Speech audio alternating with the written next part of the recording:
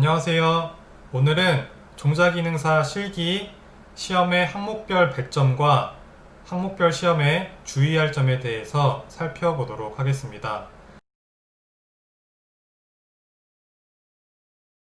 먼저 종자기능사 실기의 시험 항목들은 다음과 같습니다. 보시면 항목별 점수와 시간이 있는데요.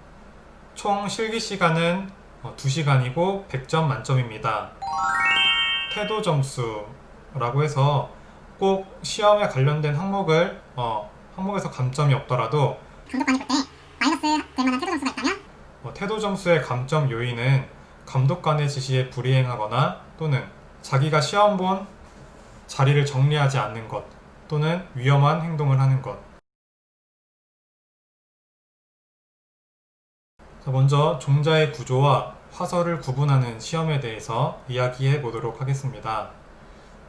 종자 구조를 외우는 팁은 종자 구조에 옥수수, 아스파라거스, 양파, 토마토, 당근, 샐러리, 비트, 고추, 강낭콩, 양배추, 상추, 호박이 있습니다. 일단 여기서 배유 종자와 무배유 종자를 구분하셔야 합니다. 무배유 종자인 호박과 상추 같은 경우는 유근과 자엽 두 곳만을 기입하도록 되어 있고, 강낭콩은 상배축과 하배축, 자엽, 유근 네 곳을 기입하도록 되어 있습니다. 이외의 종자는 세 곳에 기입하도록 되어 있습니다. 이것만 구분해도 공부할 때에 훨씬 수월하겠죠. 보통 세 곳을 기입하는 문제 또는 네 곳을 기입하는 문제가 많이 나오고 있습니다.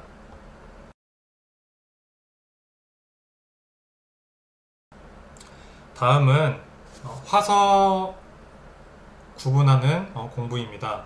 화서명을 쓰는 시험은 무조건 나옵니다. 그래서 최대한 여러분들이 그림을 자주 보고 이름과 익숙해져야 합니다. 제가 보여드리는 그림을 보고 이 화서의 이름은 왜 이 이름일까? 이 모양과 화서의 이름이 어떤 관계가 있을까? 생각하면서 외우면 쉽습니다.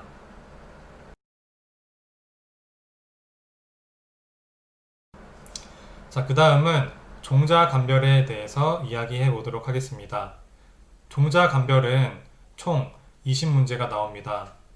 시험 볼 때는 시험장마다 다르겠지만 종자를 앞사람에서 뒤로 넘기는 경우도 있고, 종자를 배열해 놓고 돌아가면서 종자 답안지에 답을 기입하도록 되어 있습니다.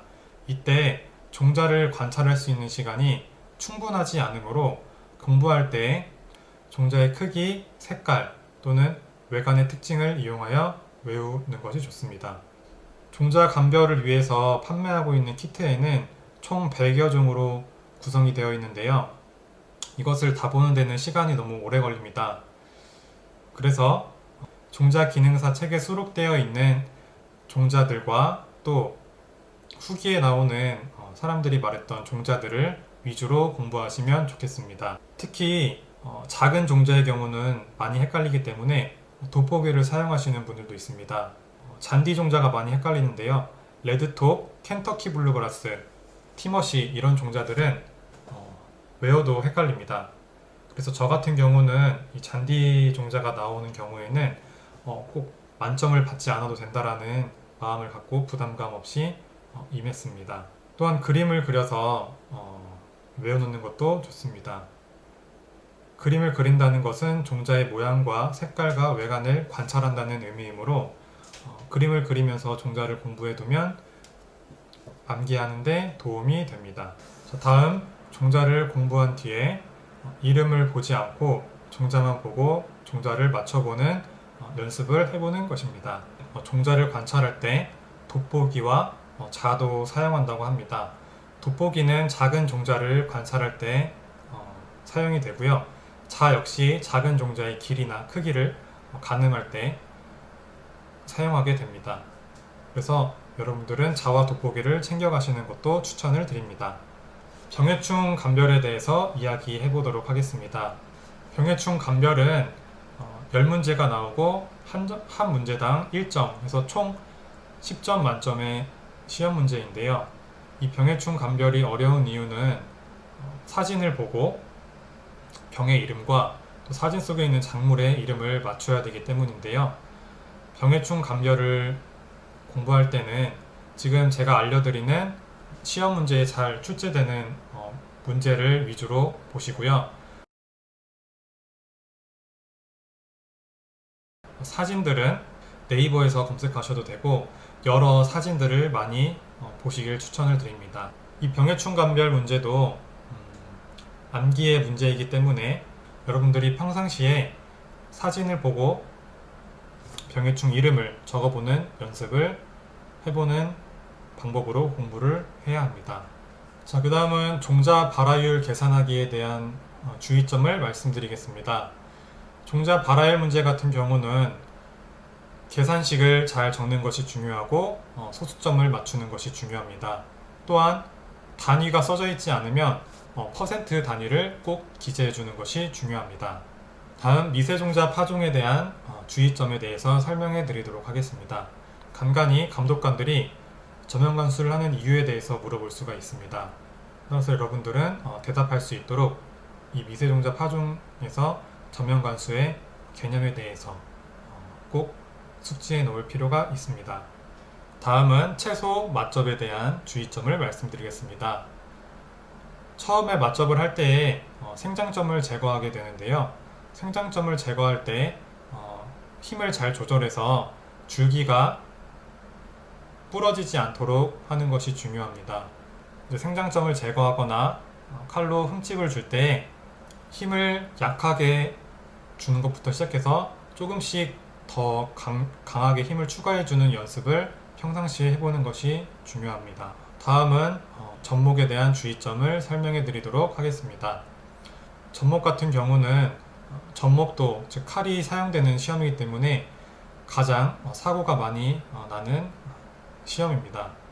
따라서 대목을 조제할 때에 칼을 넣을 때 역시 맛접과 같이 힘을 약하게 주는 것부터 시작해서 점차 강하게 힘을 추가해 가는 연습을 하는 것이 좋습니다.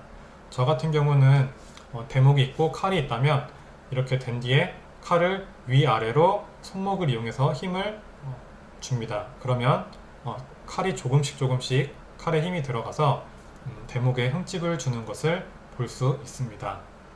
또한 주의할 점이 접목 테이프를 감는 것인데요.